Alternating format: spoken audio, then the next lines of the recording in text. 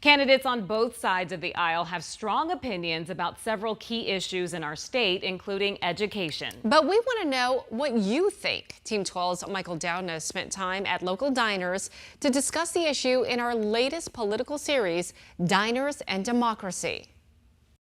Hi guys, here's your breakfast. At breakfast tables, Education. That's my #1 concern. bar tables, I'm not at all confident that Arizona has prioritized public education. and couches. I'm a big educate our kids guy. At diners and cafes around the valley, education was one of the top issues, above even things like abortion. But it's hard to focus on that when she doesn't have a teacher for Spanish class next year. If your population and your kids are not educated, you haven't accomplished very much at all. Since early July, candidates from both sides of the aisle have said education needs fixing.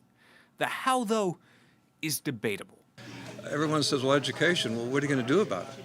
You know, you're going to raise teachers' salaries.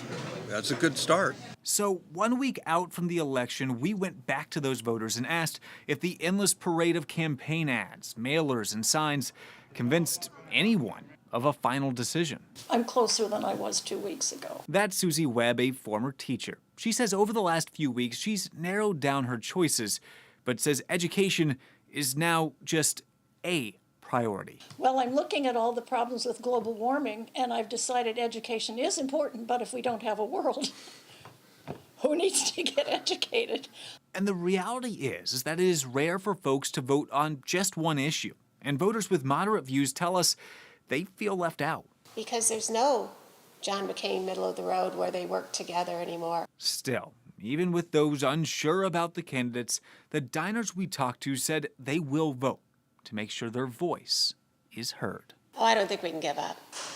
There's just too much at stake.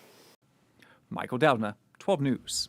Michael, thank you. 12 News is your election headquarters on primary night next Tuesday. We'll have extended coverage from the polls throughout the day and full election results as they come in all evening long.